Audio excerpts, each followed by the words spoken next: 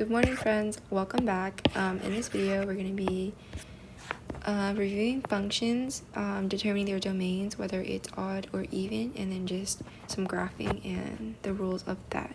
So to start, let's start with f of x is equal to 2 over x plus 3.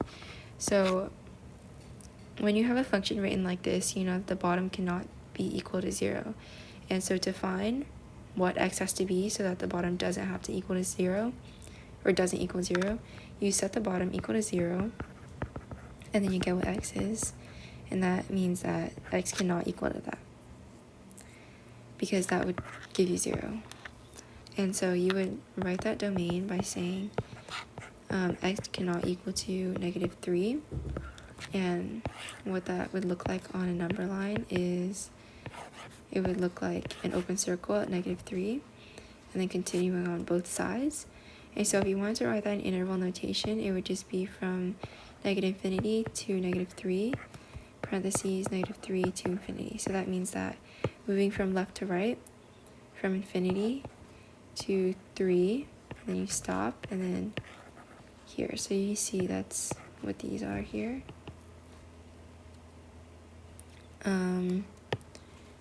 Yeah, and then let's do another example. So f of x is equal to x minus 4 over x cubed minus x. So same thing, bottom cannot be equal to 0, so you set it equal to 0, and then you solve for x, because whatever value of x you get, that means that's what x has to be to equal 0, but you don't want that, so that's why we're solving for it in this form. So first thing, I'm going to factor out x, and so this is a square, and this means that if we if we expand, it would look like this.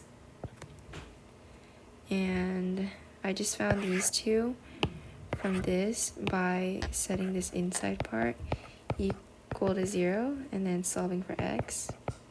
It gives you plus or minus square root of 1, which is the same as plus or minus 1. So plus and then minus 1. And this tells you x cannot be equal to 0.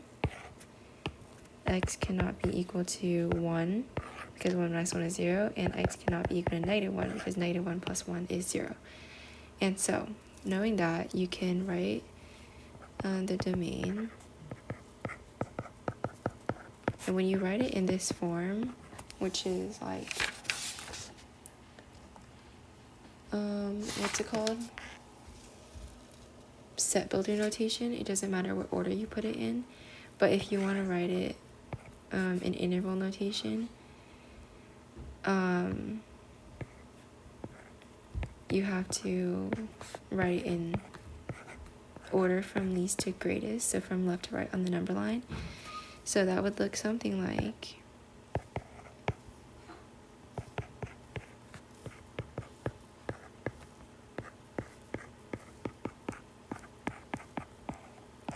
it would look like that. And this is all using parentheses because they don't include those points, and which is why we represented them with open circles. And so now another problem. Let's do f of x is equal to x over, and we're going to do it with a radical, so x minus 2. And same thing, this means the entire bottom cannot be equal to 0. So it can't be equal to 0. And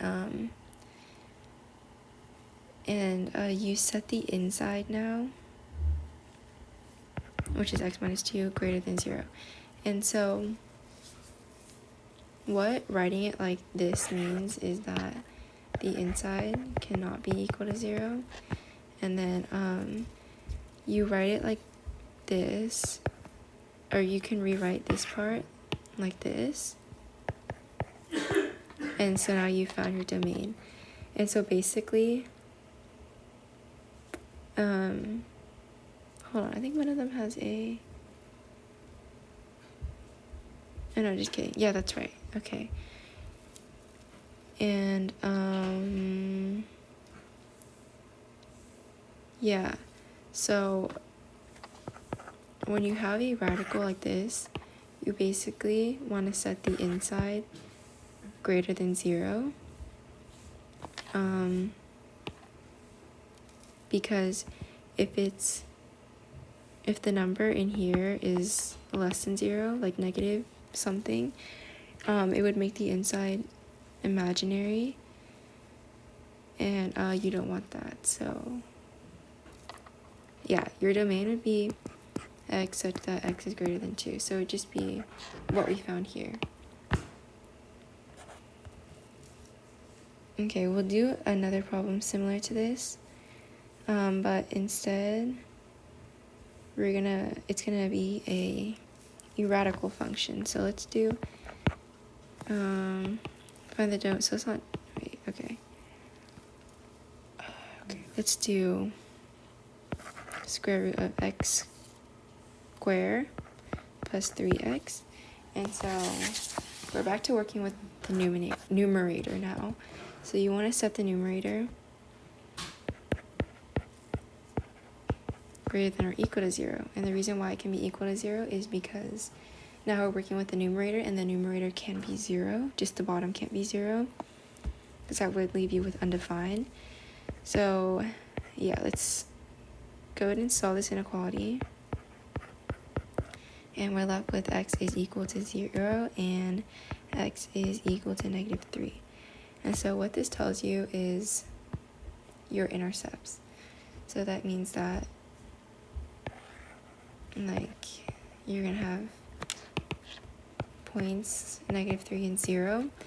And now we need to determine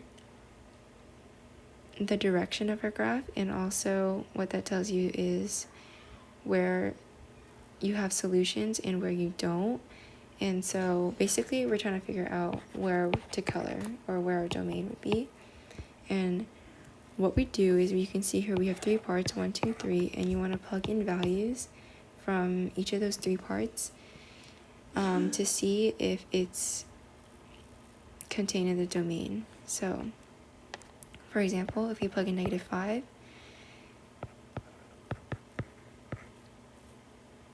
it gives you 10, and 10 is greater than or equal to 0. So I plugged it into this one here. It's much simpler than having to square things. So you plug it into this one here, and 10 is greater than 0. So you know that on the right side, it is, yeah, so our solution's on the right side. And so let's do the middle interval now. So you can plug in negative 2, you get 2, or you get negative 2. And negative 2 is not, so this one counts, but this one is not right, because it's not included because negative 2 is not greater than 0. So that means that you're not going to color in the part in between, because negative 2 lies in between here. And so lastly, let's do this interval here. So we'll do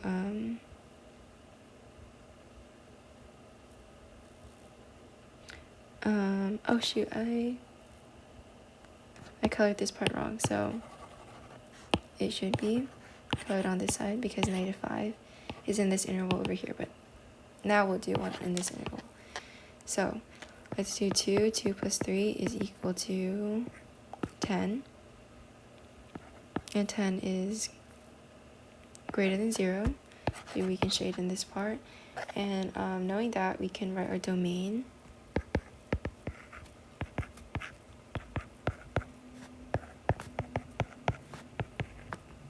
So you can see x is greater than 0, and then x is less than negative 3.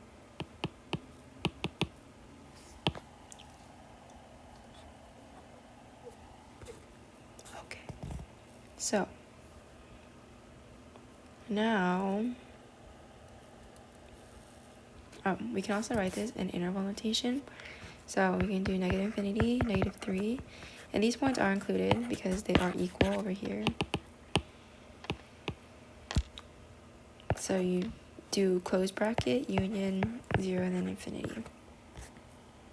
Okay, now let's do another example. So square root of x plus 1 over 2x minus 3. And now we have two parts to this. First, we have to determine what x has to be so that x is equal to 0, so we know that x can't be equal to that point. So basically, we need to deal with the bottom and the top as two separate parts. So let's do the bottom first. So let's set the bottom equal to 0. And the bottom cannot equal to 0, so we'll do it like that. And then if we solve this, we know that x cannot be 3 over 2. And now let's do the top. So you see you have x plus 1. The top has to be greater or equal to 0. And so you end up with x is greater than or equal to -1. And so if you want to write the domain for this one, you would do x is greater than or equal to -1 from here, and then also x cannot be equal to 3 over 2. Okay, so in interval notation, moving from left to right to infinity. So that is how you do that. Yeah, okay, so let's do one more example. Last example, x over square root of 2x plus 1 minus 3. So you want to, the whole bottom cannot be equal to 0. So let's set it like this, and then solve for x.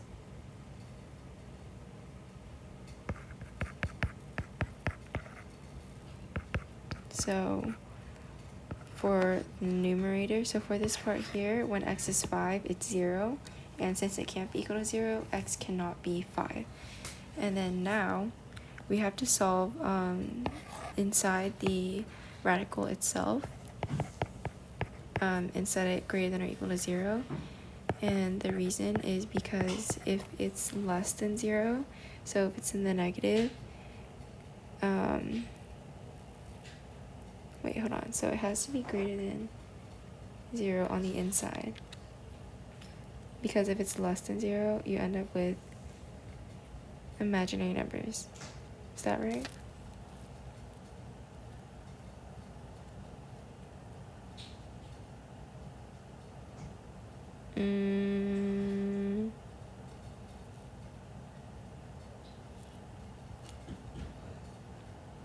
Oh, it still can be equal to 0. How's it greater? What if it's less than? If it's less than 0.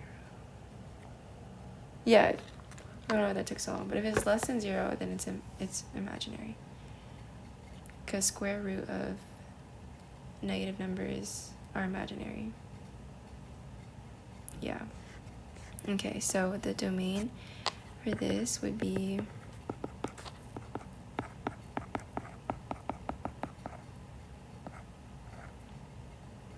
and then interval notation. Okay, so let's review what we just did. So let's see. For functions like this, when you have a denominator, you have to set that denominator equal to 0, and then solve for x, and that's where x, and it'll give you the value where x is equal to 0, which is why it's not equal to. And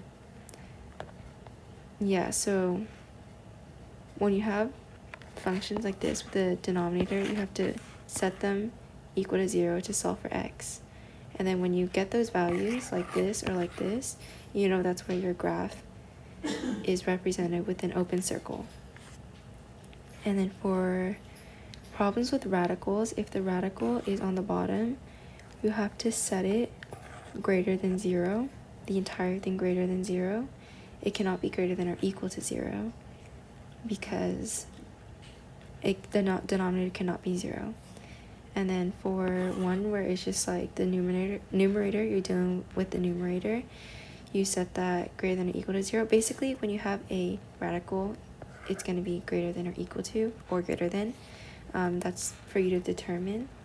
In this case, it's greater than or equal to 0 because the numerator can be 0. This one can't because denominator cannot be 0.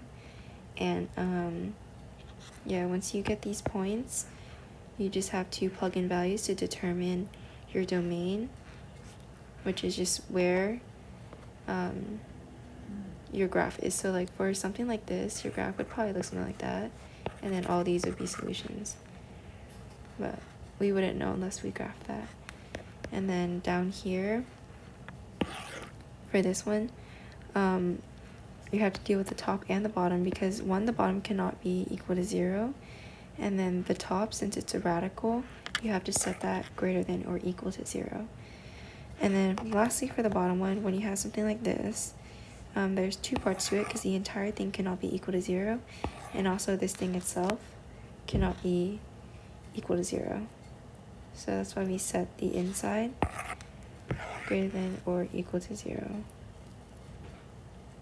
Yeah, hopefully that makes sense. Let's look a little bit at, actually, should I make another one? I'm gonna make another one. Okay, bye guys. I shall see you in the next one.